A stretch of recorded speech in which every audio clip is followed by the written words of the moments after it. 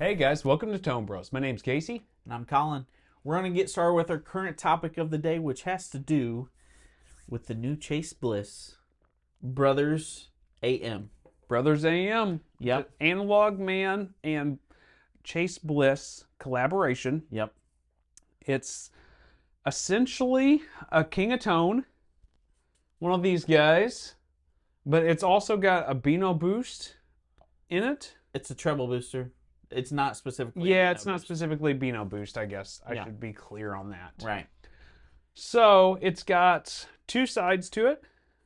You've got the switch on the outside where you can switch between the, or I guess it's a boost, the overdrive, and the distortion on each side, kind of like the Prince of Tone already has on the outside. King of Tones, you can get that set up on the outside too. Right. And then it's got a few presets you can kind of work through. Yeah, it doesn't. I wish it had more dip switches. Yeah. It doesn't have enough. It really doesn't have enough dip switches. Is that sarcasm? You know, I realize the dip switches are mainly for expression pedal and stuff. MIDI and all that. And, yeah, but I think there's gonna be a couple camps with this pedal. I think it's a cool option. I was joking. Like I think it's a cool option. Okay. Yeah, I was kind of joking too. I mean, it's just I don't know. I feel odd about this pedal. Why? There's already a Ducatone from MXR, so There's a Duke of Tone out there, and I haven't gotten my hands to play it. Have you? the Ducatone? Yeah. No. We need to get that in here. Yeah. We need to get that in there. It could be the Pucatone. It could be the Pucatone, the tone of puke. We don't know. We don't know. But I've got mixed feelings about this Brothers AM. It's cool they done it with Analogman. I'm excited for that. Have you seen the little documentary they had? I saw the mini doc, and then I saw here a while back that pedal show done a little episode on it. Yep. And they had the Ducatone on there. They had everything. Prince of Tone. They had the King of Tone. They had the Brothers AM, and then they had the standard Blues Breaker. Right. And demos, we all know about them. Demos suck. However, comparison videos are helpful. Yep. So I listened to that thing. I listened down to it yesterday again with good headphones and really listened to it closely to kind of see what I thought. Have you seen that video also? I've seen the video. Okay. Because we haven't gotten our hands on this Chase Bliss thing yet. I'm going to get one ordered. Right now, the pre-order's closed out. So I guess they sold out of their first run or maybe even second As of run shooting also. this video. Whenever we shot this video. I think the next shipment is going to be shipped out in like July or something like that. They're expecting maybe June. So eventually we'll get our hands on it and we'll do a little comparison with that too. See what we think. But after listening to it closely, and I'm sure you've listened to it closely too also, right? Mm-hmm. Okay. It's certainly... Here's the problem. Mm-hmm. No two pedals Analogman makes is ever the same. Right. They're all slightly different. They're handmade. They've got very select components that he's putting in these King of Tones. Mm-hmm. And they're very unique. It's been said many times before, Tom Bukovac, one of our guys, he's got a King of Tone pedal, and he pretty much doesn't like hardly any King of Tones, but he's got one specifically that he prefers that's on his studio board. He prefers it over all the other ones. He likes most of them, but there's one in particular he really likes. And that's kind of some of the uniqueness that comes with these King of Tones. Of course, there's a wait list to get on, and I'm not for sure how long it is now, but it's years on the wait list to get a hold of one. You can also buy one on the used market for inflated prices. I'm not saying go do that, but they're out there too. And everyone is so unique. It's almost like a different instrument. So when I hear that Brothers AM next to it, which is clearly different sounding than the King of Tone at least they have, you can get similar in the ballpark and it's kind of close. But it does feel like a different pedal in some ways. Like it's no more different, I don't think, than two King of Tones might sound to each other. Mm-hmm. But it wasn't the exact same. So where are you at with this? Because you've been talking a lot, but I'm trying to figure out where you're at. That's my problem, is I got mixed feelings about it, I think. It's cool. It's a cool idea. Mm-hmm. I don't think it's for me. Why? But I'm going to buy Why? one. I'm going to buy It's one. not for me, but I'm going to buy one. I do. I want to check it out. I think it's worth me because I'm not for sure if it's for me.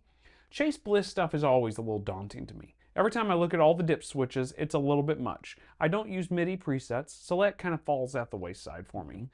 And then sometimes those foot switches being close and all the knobs in there and like little toggle switches, sometimes it can be a bit much, but their sounds are great. Yeah. So sometimes it is worth it, without a doubt. But whenever I look at this pedal and listen to the sounds of it, it gives me mixed feelings. So I feel like it deserves the chance at least to come home to me and for me to play with it for a while and see where I really set with it. Because I'm not for sure. I'm not for sure. What about you? So, I mean, I really like the documentary that Mike and Joel, one of the two, that they did. I thought that was a cool documentary. Yes. And like really went into the nitty gritty of why they did it, why they paired up. I thought that was cool. When it first came out, before I saw the documentary, I was like, I'm not for sure about this. Right. Because it felt like it was a copy, essentially. Yep. And I thought at first it was a cash grab until I saw the documentary. Yeah. And then I realized it was like a way for Analogman to have more readily available King of Tones, but also it was a take on it with some modern features. Do you think this is going to cut the wait list down? Do you think Yes. You really think so? I think it's unique enough that it will be different, but I think because people will have that Chase Bliss, they won't feel the need to get a King of Tone.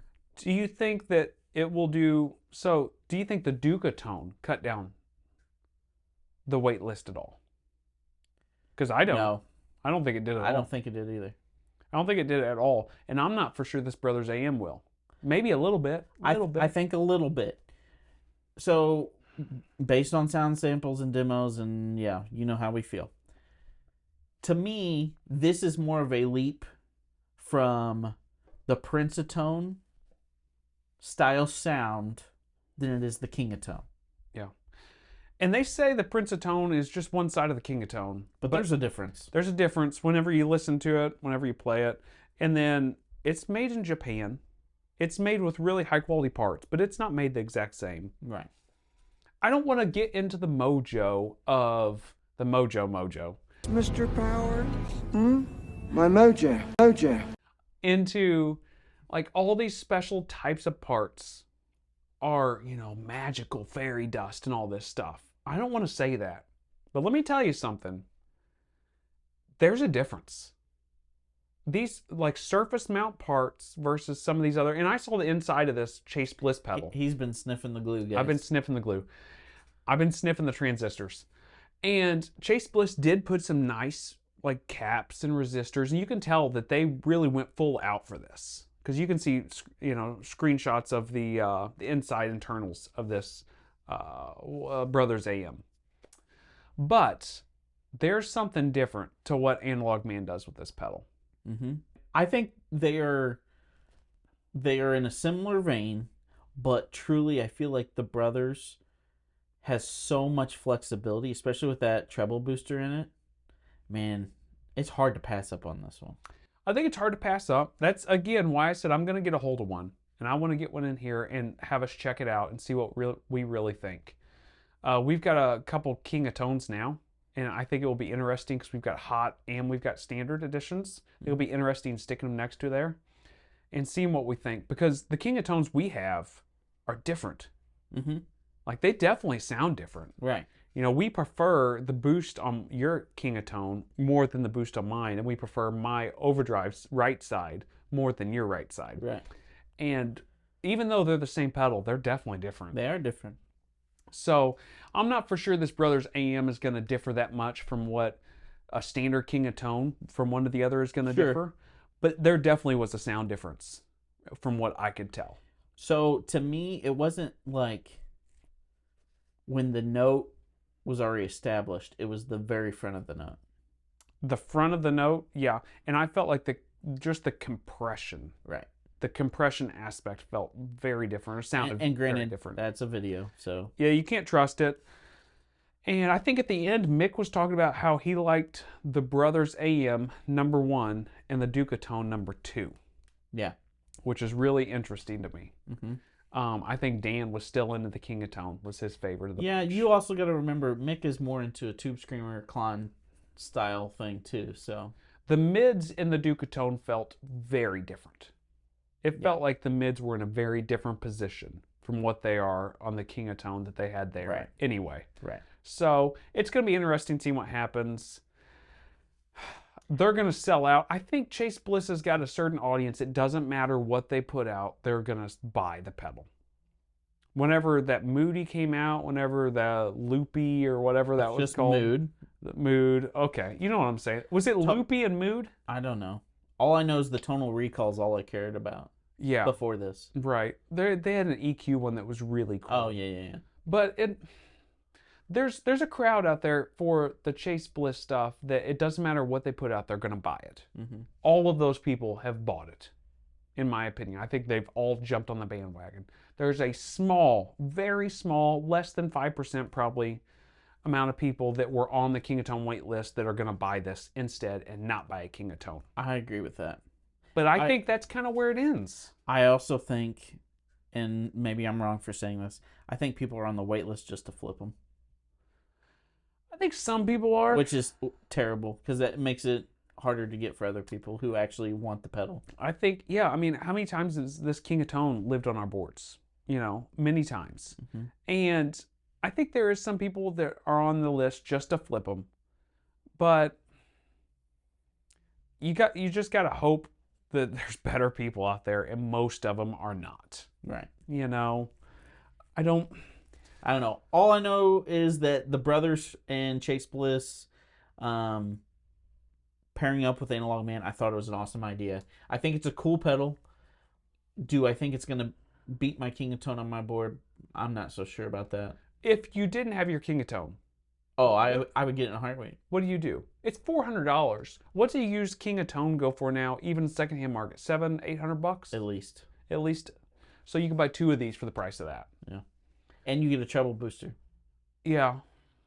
I think you got to go Chase Bliss. I do think it's a shame that you can't turn the treble booster on without turning the rest of the pedal on. It has to be engaged. Just by itself. Yeah. I mean, you could turn the drive really far down. Yeah, it's just, that's a little bit of a bummer.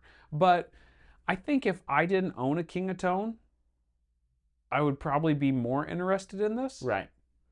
But I'm not, especially after hearing that comparison, I'm not totally sold that I would buy it for sure if I didn't have a King of Tone already. I don't know. I think it's really cool.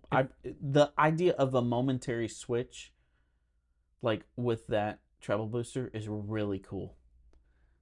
Yeah, you're much more of a treble booster guy than I am. I think it's so for me, I'm kind of like, meh. Okay. Well, I think it's really cool. Yeah, I think it's a great pedal. I'm excited, but I've definitely got reservations about it. But we got to get it in here. We got to check it out and see what we really think. Yeah. We'll make a video with it whenever we do all that stuff. It'll be cool. And we should get a Ducatone with it. We probably should. Because I would like to hear that side by side. Because those are the pedals that if you didn't have a King of Tone, you'd be looking at. You'd be looking at maybe 2. Because some people only use one side of the King of Tone. And I actually have done that in the past. And it makes me think, could I get by with just a Ducatone?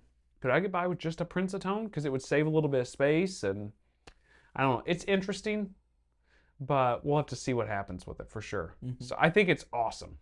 Yeah. Let me be very clear. It's cool. I do think it's awesome. But I've got mixed feelings about it on my board specifically. That's fair. Yeah. So you want to go ahead and move into your main topic?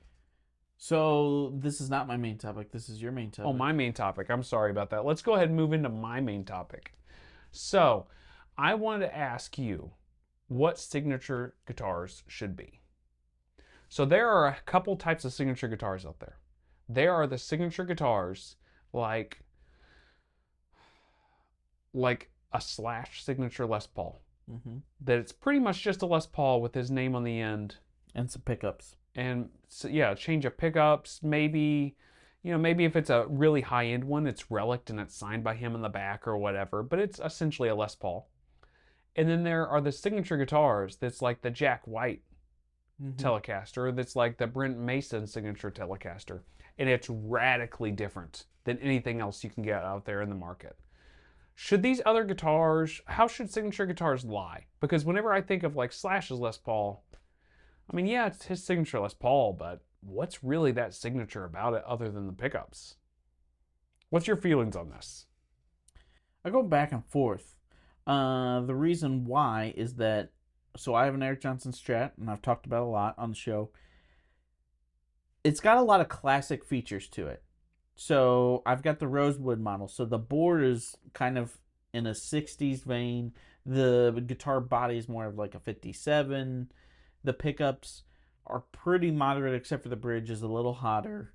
I think that I like that it's pretty classic. Now, the fretboard is a 12-inch radius, which is updated and kind of more modern. I like that it has some of those mixed features. So, to me, it makes sense that it has the Eric Johnson name on it, because it's not a typical. Like, if you had Mike Campbell's Broadcaster, I mean, it's essentially just a typical Tele. Yep. Right? So I feel like if you are getting into the signature realm, like as an artist, it should be something pretty drastically different. Unless there is not a modern representation of a specific guitar. Yeah. Does that make sense? Yep. So like Jason Isbell, he has that like custom looking Tele with the binding. Yep. It's Mexican made. I think there's a market for that because there's not really a custom Tele at that price point. No, I think they were doing the JV models from Japan. You know, that's the closest thing to it. Yeah. But that's a separate thing. It's a separate look, separate sound. Yep. I feel like that represents as a good signature too. Now, Susan Tedeschi, she had a Tele that is really based on a 94 Tele. It's not much different than like, I feel like an American Professional. Yeah, it kind of falls in the ballpark to me is like the Slash Les Paul. Like it's not that much different than a Les Paul from the 50s. I think you should either take it to the extreme or at least have it different enough from your current lineup. I think it's to be a signature guitar, it feels like it needs to be some type of spec or some type of model that is unavailable in that configuration in any other format. Like the Eric Johnson Strat you've got, it is a little bit of a 50s and 60s thing that's kind of mixed, and then like they planed the fingerboard to be a 12-inch radius, and there's some stuff in that you certainly can't get. You can get similar. I mean, you can get a Strat, right? But you can't get another model that's got the same type of things in it. If you had to get one of the 50s Les Pauls and you just swap the pickups out for Slash's signature set, you've pretty much got that Slash Les Paul. Yeah. If you've got that, if you buy American Professional Telecaster, you know, Susan Tedeschi's Telecaster is not a million miles from it. You know, it's got a similar bridge plate and everything. I think that having a model that is very unique makes it more of a signature.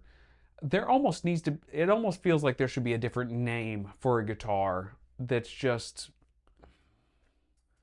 you know, like that Slash Les Paul. I mean, I know I keep going back to that, but it's because he's got so many of these signature Les Pauls that really the finish is different or just the pickups are different, you know. And then on the flip side, you've got the Warren Haynes Les Paul with P90s that's got the switch for the boost, and that's very different. Very unique. So, yeah, it almost needs to be like a Slash-inspired or, you know, Slash-inspired Les Paul versus signature Les Paul. That kind of feels weird to me. Sure. So that's where I think about signature guitars. And even like the Brad Paisley Telecaster. Like whenever you look at those, he's got the Esquire that's got the secret agent neck pickup. That's really unique. Right. He's using that Polonia? It sounds like a bunch of bologna to me. But anyway, he's got that, and it's got like a spruce top on top of that, or like sandwich between them. And now you're thinking about sandwiches. I'm thinking about bologna sandwiches. But and then the pickups are different, and the neck is like, it's a big old chunky neck, you know. It's not like a neck. Sorry about that. Yeah, but you know what I'm saying. It's a chunky thing. Yeah. So you can't get that out of like a road-worn Telecaster that they're making now. Right. And the finish is different. It feels very unique. Right.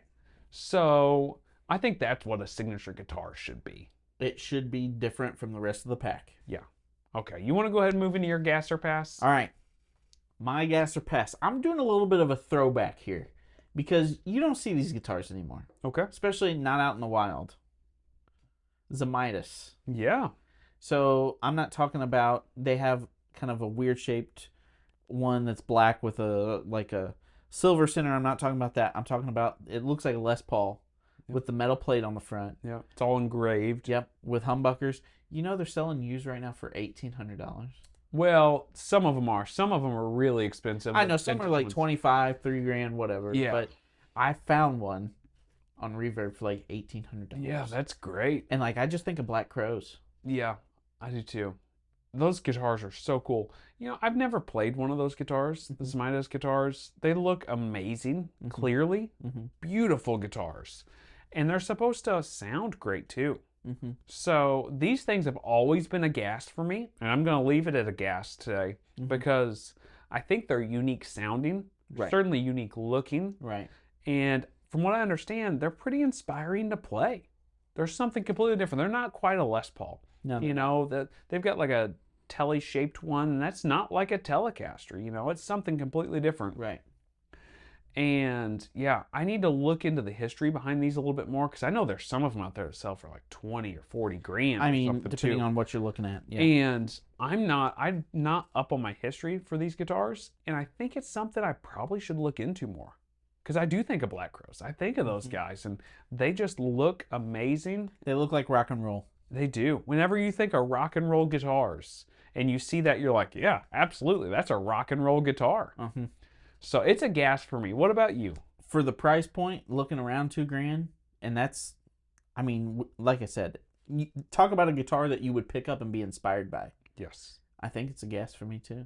Really? I know. It's weird. Man, that is unique for us both to be gases in the first place. I know. But also, that guitar I would not expected both of us to pull.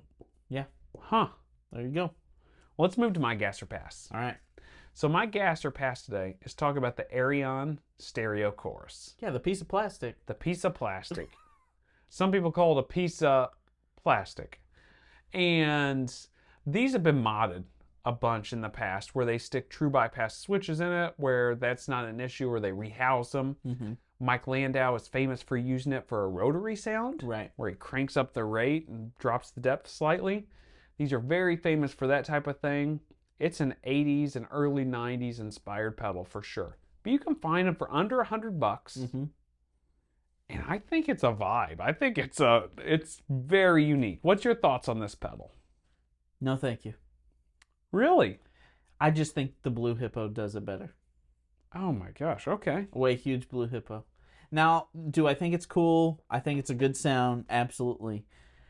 But I don't know. I would like be reluctant to put on my board every night, especially like playing local shows. I don't trust the plastic housing. I'd go get one of those true bypass switches and then call it a day. Maybe. Or get one already Or- that's modded. Or just get a Blue Hippo Smalls, and then you don't have to worry about it all. You could do that too. That's my feelings, and I'm going to leave it there. It's a pass for me. Wow. Not even a question. Man. Okay. I'm shutting it down. It's a gas for me, even though he's not into it. It's definitely a gas. Really. It's a cool idea. I just think the Blue Hippo does that rotary sound better. That's all. A rotary pedal does it better than both of them. yeah, I know, but here we are. Yeah, we're talking about chorus pedals here. I still think Blue Hippo. Would you only want to use it for a rotary sound? What, the Blue Hippo? No, the Arion Stereo Chorus. I'd use it as a regular chorus, but I would the Blue Hippo too. Yeah. Sorry to break your heart.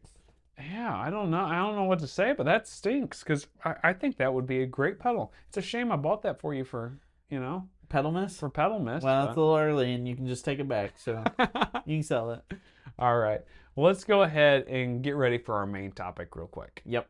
All right, guys. So we're back here with you. So it's Colin's main topic. My main topic is all about the Les Paul versus the SG. All right. So we don't like demos, but Nope. we do like comparisons, right? We do. So we're going to get started on why you might prefer the Les Paul and why you might prefer the SG. And I think it all has to start with that because that's what kind of started the whole thing for Gibson. So when you think about them, For electrics, I should say. what are your initial thoughts whenever you're looking at going from one to the other? Tonally, what's your thoughts? Does something ring true for you immediately where you're like, oh, well, an SG is much more for this thing, a Les Paul is much more for this thing? Because I think a lot of people think, oh, they both have stop tail pieces, Right. and they both have humbuckers and a three-way switch. Like, how different can they be? worlds different. Well, they've got the same pickups in them. Anyways, we're going to talk about how the Les Paul, all right? So that's kind of how Gibson Electric started. So they started with P90s initially, late 50s, 57. They started with the actual PAFs, the humbuckers, to help you with that hum, right? They're bucking the hum. Right. So this also has a maple cap on the front. This is pure mahogany, right? So about 61, they switched to the solid guitar, the SG. So, Well, it was a Les Paul originally, right? well, that's true. It was called a Les Paul, but copyright kind of got them on that. And, Yeah, Les apparently didn't like the SG. right. So, anyways, this is all mahogany, quite a bit thinner than that Les Paul, lot less weight, which is one of the reasons why I like an SG.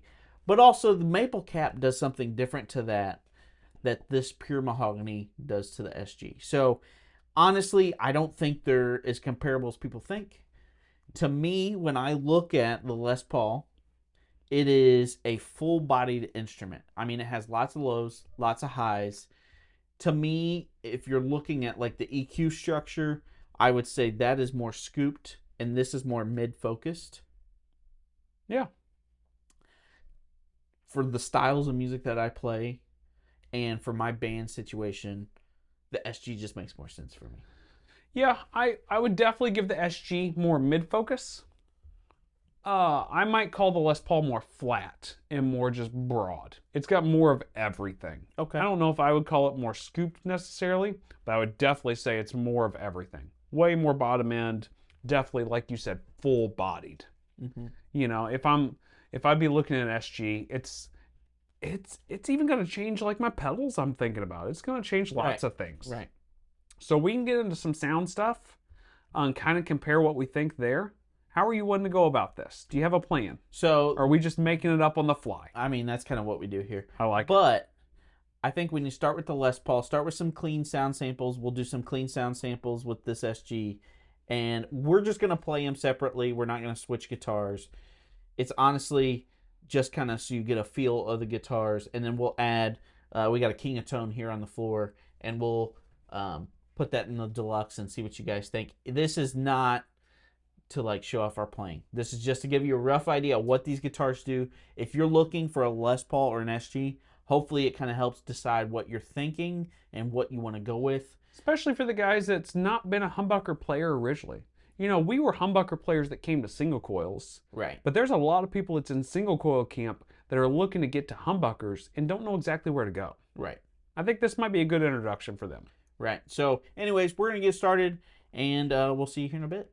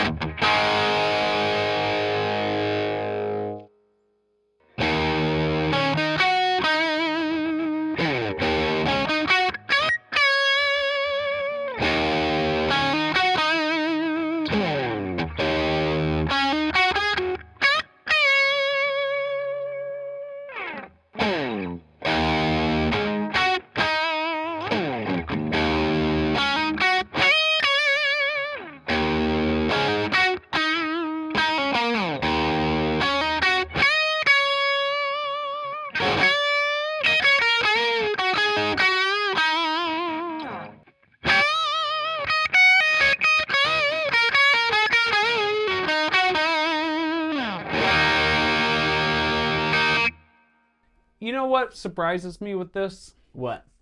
It surprises me how different places on the fretboard in different places, depending on what you're playing, how much I prefer that guitar and then how much I prefer this guitar. Yeah, up high I prefer that, and down low I prefer this. Yeah, I think for the most part. It's so dependent on what your amp rig is. It's so dependent on all those things. And we're not trying to say this is what SGs sound like and this is what Les Pauls sound like. Right. We're just trying to give you an idea kind of what it's like. So after hearing it, we've never like A-B'd them exactly like this before. No. To kind of do that, but it gives me a little more insight of, man, maybe I do need an SG in the arsenal. I think as far as like guitar staples, there's Les Paul, SG, Strat, Tele, 335, Yeah, there's probably some more in there. PRS. But there's a definite sound thing that comes from the SG that is unlike anything else. It's really mid-focused, really mid-pushed. It's so clean on some of that lower stuff. And the chordal stuff, too, it's so much cleaner. It's very articulate. Mm-hmm. Where the Les Paul is, it's much more blanket, full sounding, which can be good at times. Right. But then other times, it's definitely not what you're looking for. If you're trying to fill the space between the two, that's the one to go. And if you're trying to poke out in the front of the mix, usually this is the way to go. I mean, roughly. Absolutely.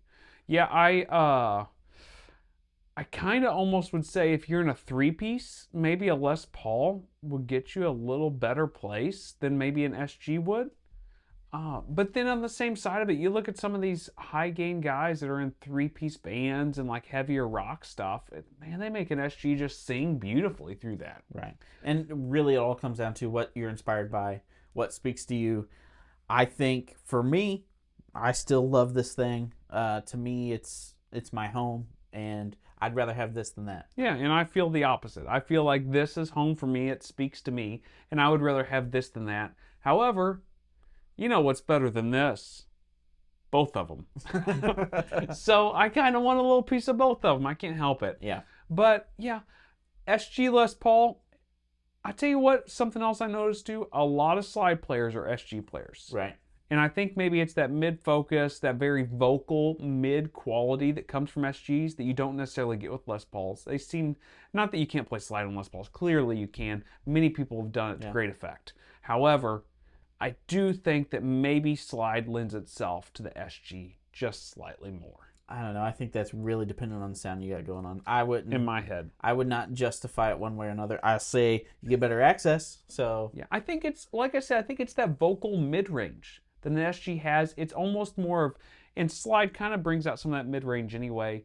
And the idea is to mimic the human voice, you know, kind of in some ways. For some people, and some slide players, a lot of those guys will be trying to mimic the human voice. And if that's the case, boy, an SG with a slide. Yeah. That is where it's at. However, they both have their place. Oh, yeah. And yeah, I'm a Les Paul guy. I'm an SG guy. What are you guys? Let us know down below. We'll see you guys next week. See ya.